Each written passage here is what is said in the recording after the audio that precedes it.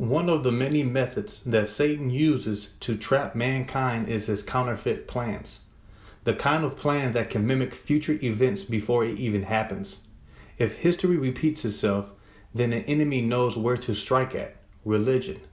Now, concerning religion, I'm not going to get much about it today, probably another video, but what I would like to tell you most importantly is how Satan can use the events of Christ before he was sent to this world.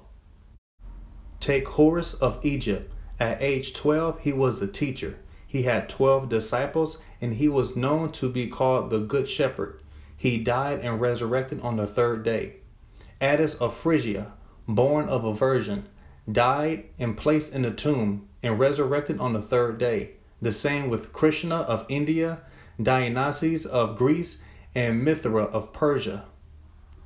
There are dozens of world saviors who died and resurrected and actually carry on the same of the many titles that Jesus still has, which is being the light of the world, Alpha and Omega, and quite a few others.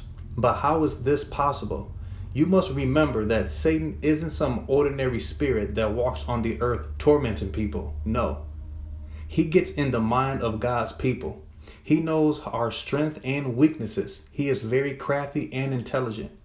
You see, he knew Jesus, the Son of the living God, will come to this earth. But to use Jesus' testimony before he came to earth is quite intriguing, but yet possible. Now let's say if none of this even exists, such as Krishna, Mithra, Horus, Adonis, and the many others, then we can just move on. Jesus is Lord and is the only Lord. But let's say if this is true, guess what? Jesus is Lord and will always be. I will talk a little bit more about this after the video I'm getting ready to show you. In this video, a man by the name of Tony Browder. Tony is a historian and culture memory specialist. In this interview, he shares his knowledge about religion as a form of control or oppression, including Jesus, Mary, and God the Father, and also reveals Christianity is a copy of Kemetic Egyptian origins. There are many other historians and scholars that has the same perspective that this guy has. So just keep in mind that Satan counterfeit it in advance because he knew that Jesus will come to earth. And not many people know this. That's why I decided to make a video about it. Listen to him and see how this deception can corrupt the minds of those who believe. So many centuries ago, thousands of years ago, Isis, Horus, and Osiris were thought of as a holy trinity. By whom? By the Greeks. The names Isis, Horus, and Osiris are Greek names. They're Greek names for African personalities.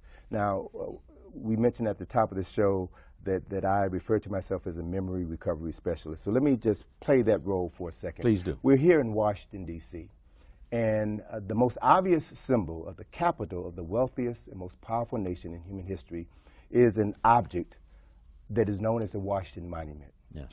It stands in the geographical center of what was originally the 10-mile square of the capital of the United States of America. Now, that symbol is an ancient African symbol which represents the resurrection of an African king named Asar, whose name was later changed by the Greeks to Osiris. So that symbol is the oldest symbol of resurrection known to man. And I might add, Rock, that symbol was developed in Africa, principally in Kemet, the countries that the Greeks renamed Egypt. That symbol is over 6,000 years old. And it represents a man, Asar, who was the founding father of Kemet, the nation of the black people.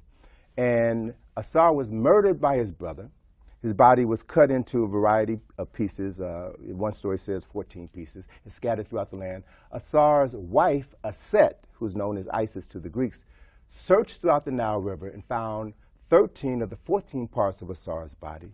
She laid each of the pieces out and literally remembered her husband, washed his body with oils, wrapped his body in bandages, and created the first mummy in human history. And as she was about to bury her husband, she grieved, as any wife would grieve, because she was about to bury the man that she loved. She also grieved because according to the story that is over 6,000 years old, a story with plenty of documentation that I see every year when I travel to Egypt, Set was also a virgin.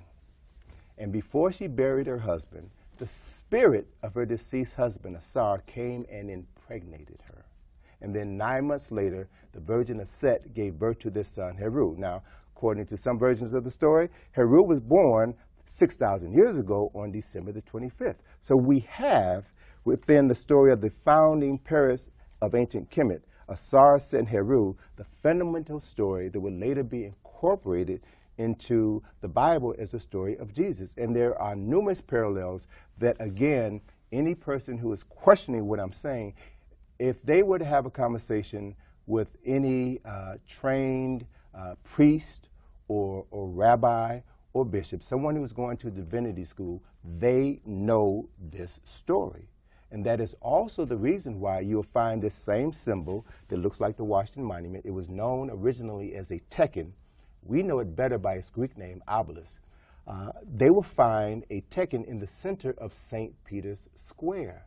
So you have to ask the question, what is this African symbol of resurrection doing in the center of the Vatican? And why is it that every Easter Sunday, when the Pope stands on his balcony and delivers his sermon about the resurrection of Jesus Christ, there are 150,000 people standing in St. Peter's Square surrounding that tekken, that oldest symbol of resurrection, and every Pope knows that story. So it begs the issue that not only do people of African ancestry need to have their memories restored, but people of all nations need to know the greater truth of an African story that has been hidden from most people on this planet.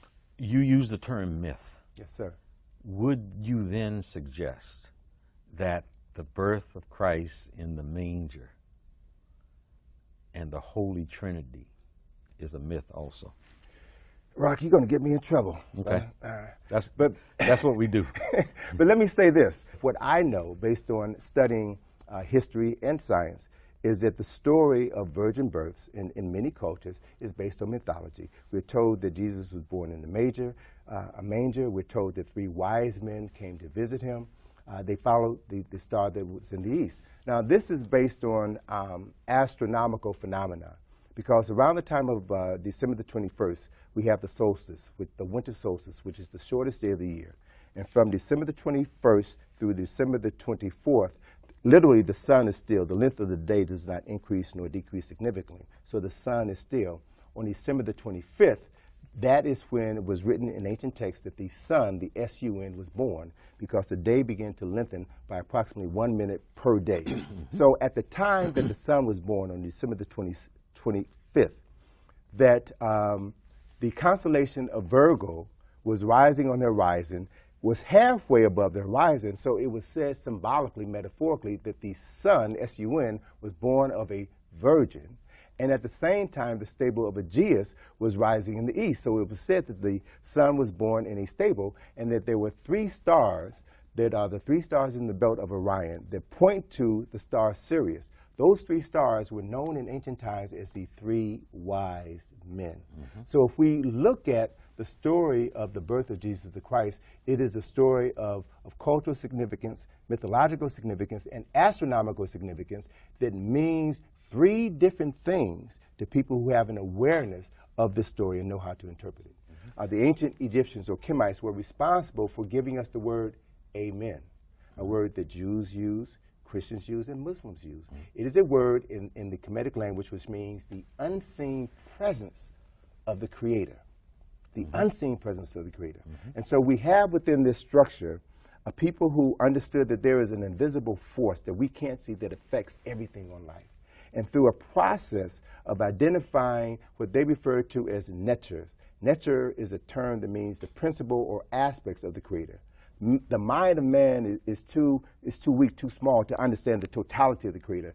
But by understanding the many fragments or parts of the visible manifestations of the Creator in the air, in the water, in the plants, we can come to know this force. And by knowing this force and incorporating this knowledge into our lives, we can cultivate a relationship where we lift ourselves up. So we have in Kemet the very first people who talked about a relationship with the unseen God. We have in Kemet the first temples that were built to acknowledge or to house the Spirit of God, and a process rituals, if you will, for strengthening that relationship. And so the people of Kemet established the oldest culture known to man. It was in their day what the United States is today, the most powerful nation on the planet. So people came to Kemet from all over the world. People came without a religion, studied the spiritual traditions in Kemet, and then left with a concept which they then introduced to their people, which became known to them as religion. But if you look at the origins of Judaism, Christianity, and Islam, you will see beyond a shadow of a doubt that they are rooted in ancient African spiritual traditions. In Revelation chapter 12, verse 9, it mentions that Satan is the one who deceives the whole world. In 2 Corinthians chapter 4, verse 4, it says that the God of this age has blinded the minds of unbelievers so that they cannot see the light of the gospel that displays the glory of Christ, who is the image of God. You see, Satan had a plan from the beginning, and this plan consists of three things: steal, kill, and destroy. How do you steal from someone? By blinding them. How do you kill them? By starting from the inside. And that's how you are able to destroy someone. Knowing the enemy implies more than just knowing who the enemies are. We must quantify their location, strength, compatibilities, and intentions.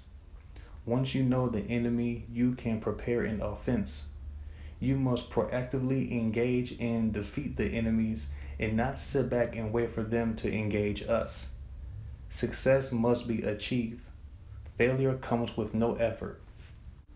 So just remember, Satan counterfeited it in advance because he knew that Jesus will one day come to earth and save us from our sin and the punishment of sin. Thanks for watching.